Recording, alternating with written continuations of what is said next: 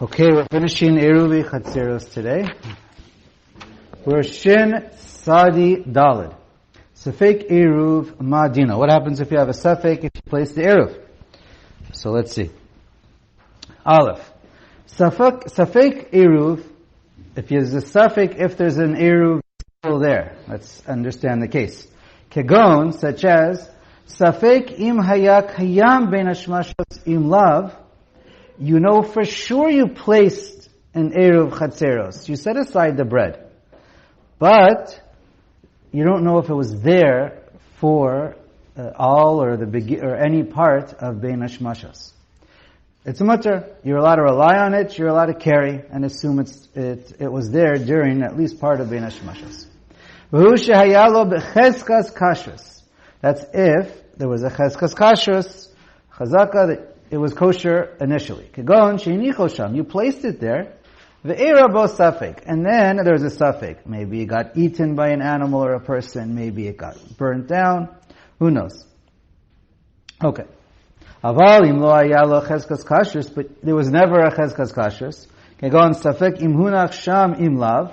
You have no idea if it was ever placed over there. And so you don't know. And, you can't rely on it. You can't rely on it because it started b'cheskas safek. So then it's not reliable. Okay. Beis.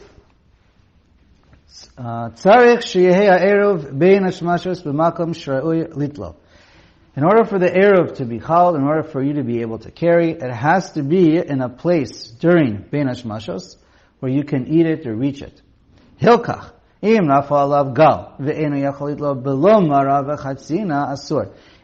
it's buried in the ground, or a pile of bricks or stones are covering it, and you can't get to it without using utensils, tools, then, and it could be an Isser Deraisa, at least it has to be a possible Isser Deraisa of digging, so then you can't get to it, and therefore it's not a kosher Eruv. Alright. We learned Eruvin Chatzeros, you're allowed to do Bein Hashmashos, and if it's an issue of only, so Bein Hashmashos, the Makoms, if we forgot about it, and still Bein Hashmashos, you can still do, as in Reish Samech Aleph, we learned you still can do it. We're going to see not so by Eruvin Techumin, but by Eruvin Chatzeros you are allowed to, and even if it's an issue just of a Muksa, so then you're allowed to still do it Bein Hashmashos. Obviously, b'diavad, but that's the situation might get stuck into, you're still allowed to. So if the Eruv is on a tree, Bein Hashmashos? So if the Eruv is on a tree, I don't want to say for sure, I would believe it's only an Isser Darabanan to climb the tree, and therefore, I believe you're allowed to for Eruvin Techumin, but not you're allowed to for Eruvin Chatzeros, but not for Eruvin Techumin. But let's double check after share. Haga, good question. Ve'ha'eruv ein sarich liot kayam rak bein hashmashos. The eruv for it to be kosher to carry. We're still in Eruvin Chatzeros today. In order to carry, it only has to be there for bein hashmashos. And we learned even part of it is b'diavad enough. Okay. Now, mi'ikar din, you're allowed to eat it once it's nighttime. Once it reaches seis, then it's 100% mutter to eat, because you only needed it there during Bein Hashmashos. And v'lachatchila, it's better, you can eat it 100% in the morning. It's better to wait till the morning. Kind of as a guard, to protect ourselves. Because if we make a minhag to eat it Friday night, then you might end up doing early Shabbos and it'll be too early. So therefore, as a low plug, it's advisable if you're going to eat it every week to wait till breakfast or lunch to eat it. Now this minhag of eating on Shabbos is only if you make a new Eruvin Chatzeros every Shabbos. Ideally, the best thing to do is to make an Eruv Chatzeros on bread or matzah we discussed once a year. And that's what's, I believe, normally done. I asked Rav David, she says he does it once a year on matzah. He says some people do it twice a year. He says you don't want to do it for too long because then it can get rancid or worms and whatever, and then it's no longer edible. So he says that's what's normally done. And just as incidentally, we discussed it. What about renting? So he rents it. He said he recommends renting it with the contract every 50 years. Again, people do different things. That's what he does. And just to throw it out there, he likes to rent it he rents it from the mayor, the police, and the water company. And his favorite's the water company. Why? Because they have absolute access to come into your house anytime to check the water pressure. Okay. Let's go on. Now, why is it nice to use dafka your challah that you use Eruvin Chatzeros for? Because once you start a mitzvah, it's nice to continue on an item. It's nice to continue using that item for another mitzvah. And here it's the same mitzvah, sort of. So, because that's the whole purpose is to be to use something to combine us together, to join together. So anyway, so that's why it's proper. We're going to see that soon again. I think in the next siman. Gimel. Netanoba Migdal. Now let's say it got placed in a cabinet, chest, maybe a safe. V'na'al befanav. And it got locked. V'avad ha'mafteach kodem shechashecha. Before Shkia, before it's Benesh Mashos, the key gets locked and you can't get into it. No access. So, if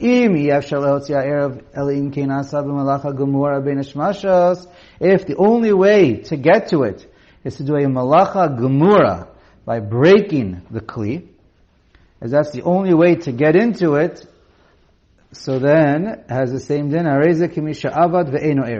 It's as if you know it got, not safek, you know it got lost before Shabbos, and therefore it's gone, it's not there beinash mashos. So therefore you don't have an Eruv, you're not allowed to carry it. If you have no access, or you know for sure it's lost, then you can't use it. Now if you just lost it, but in other words, you're not sure where you put it. You're sure it's still there. You just can't find it. That's a little incidental halacha here. You can't find it, you forgot where you put it, then it's still kosher. Because we presume, assumption is, wherever you put it, it's still there. But if you checked in that place, and it's lost, and you know where you put it, and you know it's not there, so then you don't have an Eruv. So what is the Malacha Gemur? That's a very good question. The Bir Halacha has also trouble answering that. What's the Malacha Gemura? So one pshat is you're doing could be a Malacha Deraisa. It could be even not a Malacha Deraisa, but it's like a Malacha Deraisa, because you're dealing with binyan, you're dealing with ohel. It could be a little bit of a din derabanan, of a chumrah.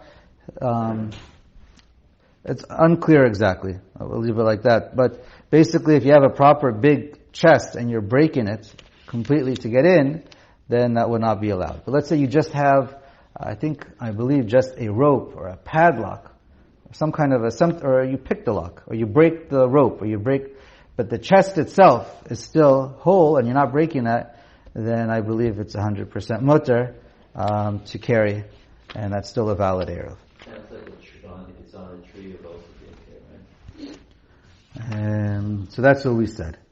But it's good to double check, since I don't think I've seen that beferish. But I believe so. Okay, I think we're done. Let's see, where are we?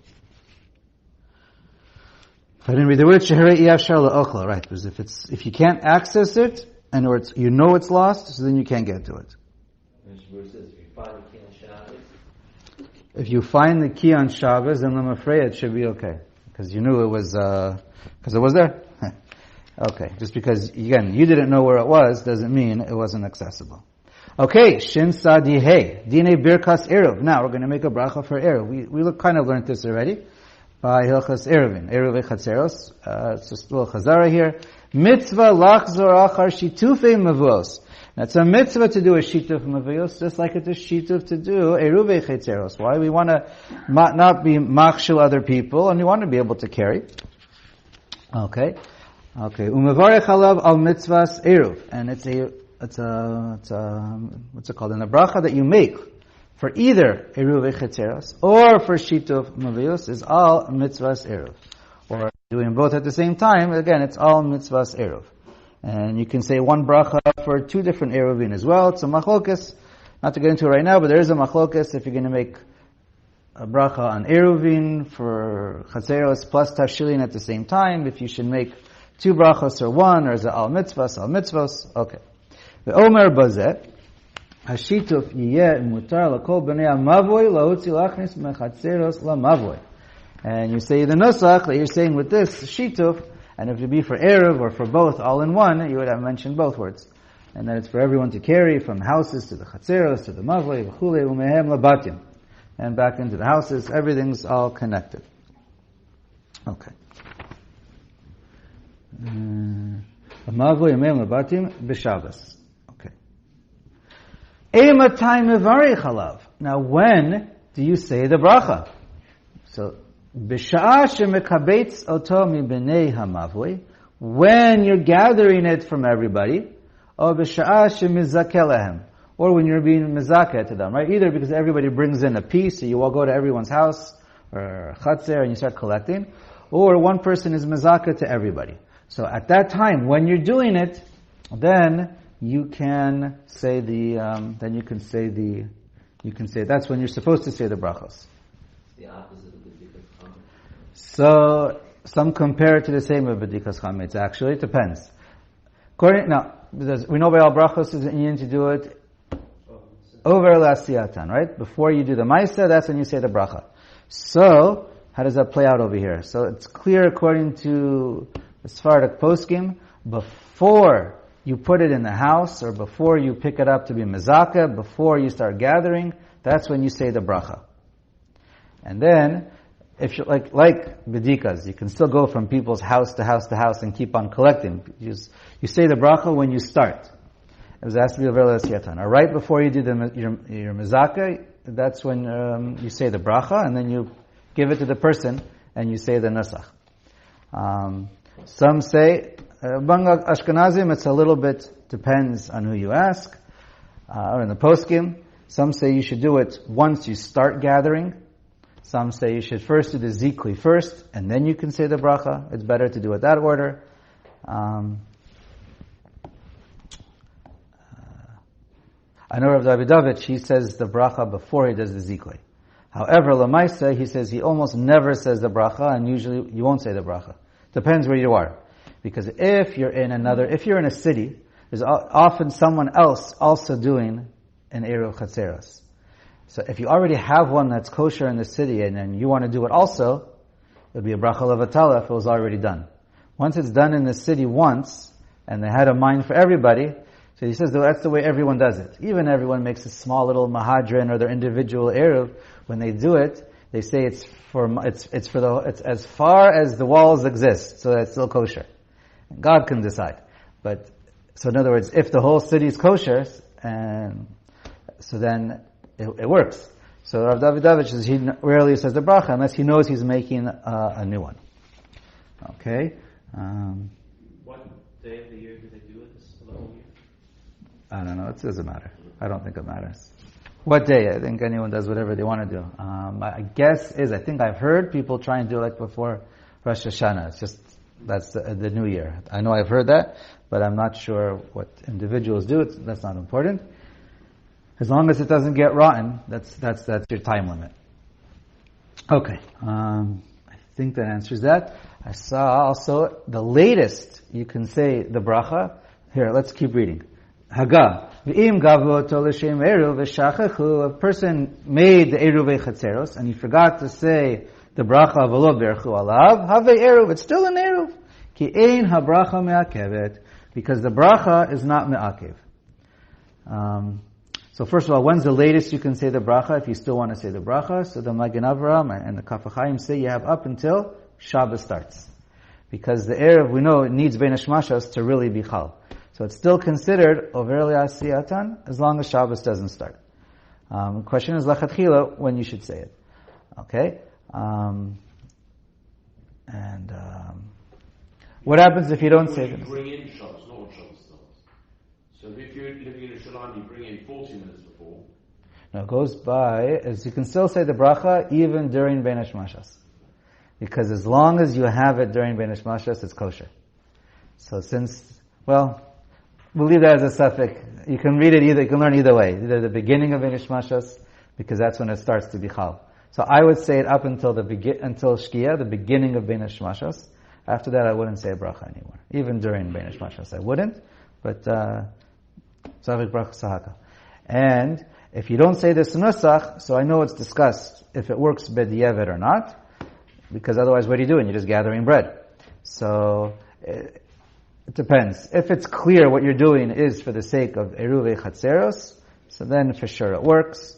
If you know what you're doing, it probably works also. That's the opinion of the Mishnah Berurah. And, right, just like brachos are mi'akev, the nusach is a mi'akev, since you know what you're doing and that's why you're doing it. Okay. Hilchos Techumin. Okay, so now we'll start with Hilchos Techumin. Shin Sadi Vav.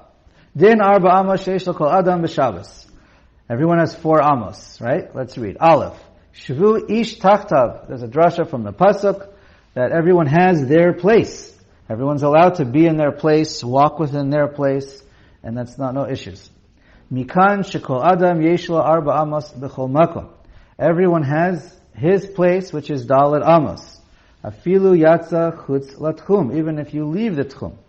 In other words, the way it normally works, we're going to explain it back, like a little bit backwards and forwards, but we'll get it after a couple simanim, we'll get it clear. Basically, for Techumin, a person has 2,000 amos from where he is to walk.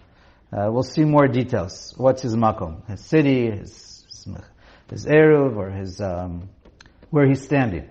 Okay, but we'll see where that 2,000 amos begins. We'll see when we get to the next siman where that begins. But what he said right now is a person gets maximum 2,000 amos. What happens if a person leaves his tchum and he's beyond the 2,000 amos?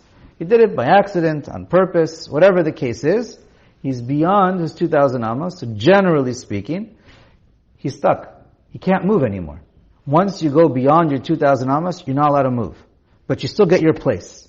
Your place is Dalet Amos. So if you realize by mistake, you went outside your tchum on Shabbos, you're camping, or you're going for a walk, you're on a vacation, you're in a resort, you walk outside the hotel and you go outside the tchum, right? Outside the tchum means that's not where people are living. Obviously, if you have, just because you don't have Eruvin Chatzeros, if you have one hotel after another, well, it depends how close they are to each other. But anyways, if you are going outside of your tchum and you end up beyond 2,000 amos, you're stuck within your makom.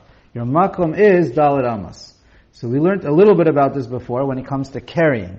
It's not exactly the same. We're going to see it's a little bit different. Okay, let's finish reading and then we'll wrap it up. Let's see. Afilu yatsa chutz tchum umodadim lekol adam ve'ama shelo. Everybody gets his ama. In other words, if you're everyone gets his ama. If you're extra tall and therefore you have longer arms, you get more than what we call, let's say you hold a 48 or 60 centimeters or whatever it is, the normal 6 tfachim, right? The universal compared to most people, Benoni, you get 6 tfachim, that's an amma. So you get 4 amos, and it's based on not, for this halacha, it's subjective. It's based on your size. We learned this also by carrying. Both by carrying and by walking Dalet Amos for your makom, you get, it's a very individual or subjective. Bein lekula, bein lechumra. Okay, modadim lekol adam be'ama shelo, he gets his arm. Based on we're going to explain this in a moment. It's based on your body height. Okay, that's not based on your physical arm. Normally our arms, most normal people, correlate exactly to their body, 3-to-1. Okay? Basically from your shoulders down, we assume is 3 amos, and then your arm, you extend out or you reach out to put something, depending how you want to learn, you get an extra amma, right? So that's where it comes from. Right? Literally the amma goes from your elbow to the end of your middle longer finger. So, but it's subjective. So if you're taller, you get more. If you're shorter, you get less. V'im haya nanas be'evarav, but if you're a midget with your arms and compared to your limbs, in other words, your arm is not proportioned to your body like everybody else. There's a normal ratio for everybody, I guess 3-1, and for you it's not. So then we give you more. If you have a shorter arm, you get extra. So that, because based on your body and your legs, you need a certain amount of space. Dalet amos, like everybody. But your arm is just shorter. So we give you that same space that you deserve like everybody else. And that's what it means. Notnim lo arba amos benoni shel kol adam. So it's really, you don't get the same 4 amos as everybody, but you get the ratio. It refers to, you get the same ratio as everybody else. So if he's a real midget, you get less. His size. It'll be a little bit less than everybody else, than the average person. A regular midget is completely proportional to everybody else, which is not true. Shekol achat mehen shisha tfachim. I know some people learn a little bit differently, but this definitely seems to be the way the Gemara, Rashi, and the way the Mishnah Berurah, and the way he brings other poskim seem to explain. We learned this, I think it was in Shin Mem Tet. Okay. Now again, you also get the diagonal. So according to the straight Shulchan Aruch, Psak of the Mechaber, is really when we say 4 tfachim, it means 5.6 tfachim. And according to, I would say, probably most Ashkenazi poskim, again, it depends how you learn, could be, everyone agrees that's for sure the Araisa, maybe Midarabanan you get less, but it seems to be the Mishnah Berurah and the Vilna Gaon Paskins, you get, if you pick the direction that you want to hold is your Dalet Amos, so you do, at least according to that opinion, at least you get 5.6 on your diagonal. In one direction it'll be 4, and the other, in the diagonals, in the corners, it'll be 5.6. But, okay. Leave it as it may. It's Haga. Ve'elu arba amos medino meruvachos. Now, there's a machlokus. When it comes to carrying, again, it's a machlokus in both places, but we say, I think the halacha follows. That's what the Mishnah Berurah writes. When you follow, for carrying, we said it's mitzum samot. You get exactly your amos. For argument's sake, we'll say it's, if you're a Beinoni person, you get exactly, we'll call it 48 centimeters, if you're using Orach Chaim now. But here, when it comes to Techumin, you get a little extra, which it's an extra half an etzba for every amma. In other words, you're not squeezing so tightly your amos or your tfachim together, so you end up with an extra centimeter for every 24 centimeters you get an extra, every 20, now I'm confused, but for every amma you get another centimeter. Okay. Let's go on. Yeah. That's every 24 centimeters you get an extra 1 centimeter. Now the Ramah has the words over here, V'hu be'emtza'an. So some read it, Ve'emtza'an goes on this, and the Mishnah Berurah says it doesn't belong here, it belongs after in another 8 words. There is a nafkamina ladina, but basically we'll read the Ramah according to the Mishnah Berurah, which is actually a little bit more mekel. And he says like this: V'yesh omrim demutar lahalich arba amos lakol tzad. And the Ramah says, according to one opinion, you can carry dalet amos in each direction. So we learned when it comes to carrying, very important not to get it mixed up. When it comes to carrying, you get 4 amos, and that means 2 in each direction. Or 4 in one and 0 in the other. You could only carry 4 amos when it comes to a maximum of 4 when it comes to carrying. What about Hilchos Techumin? So according to the Sephardic poskim or the Pshat Shulchan Aruch Orach Chaim, you only get 4 tfachim. And in total, 4 amos, thank you. You only get 4 amos. That means 2 in each direction, or 4 in one direction and 0 in the other. Right? Or 3 or 1.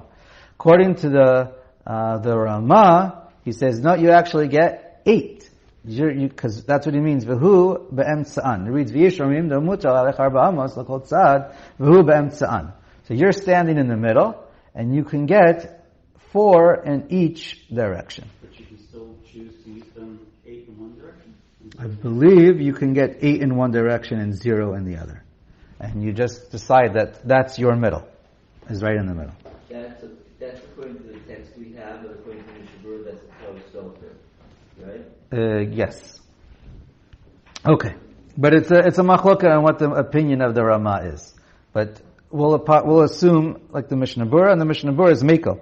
He says you follow the Ramah according to the way he learns, and therefore you get 8. Okay.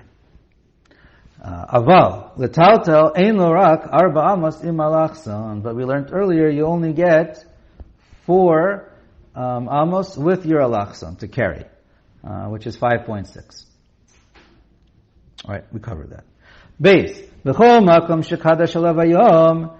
Okay, now wherever you are when Shabbos starts, it goes by Hilchos Techumin. It goes pretty much like every other stuff also, but Hilchos Techumin we're talking about, it starts by Bein Hashmashas. Imu mukaf l'dira. Afila ein bo atad deyorin chashuv kulo ke'arba amos. If you're in an enclosed place, even that's mukaf l'dira, in other words, you have a building, and now it's destroyed or whatever, partially destroyed, but the walls are still up, no one lives there anymore. Or any place that has a fence and it's mukaf l'dira, where people use it, doesn't matter how big it is, any place that's enclosed, right? So then, it has a din of arba amos for this halacha of Techumin, and you can carry 2,000 amos beyond. V'im eino mukaf l'dira, but if it's not mukaf l'dira, atza taim chashuv kulov ka'arba amos. Since there's no din of karpef, it's like a din karmelis derabanan, we still say the whole area, it's fenced in, it's considered your dalet amos, and your 2,000 amos starts outside of that. V'afilu shavat betel gavoa ubekama ketsura v'shibolim makifot ota. A couple cases. Either you're on a mound and so the sides of the mound is steep enough, and those are the walls, and it's less than satayim, or if it's more than satayim, it has to be mukaf adira. Ubekama ketsura, or you had a wall based on bundles outdoors. So then, chashive ka'arba amos ad satayim. So even though it's not mukaf adira, if it's up to beit satayim, basically that means any enclosure. Alright.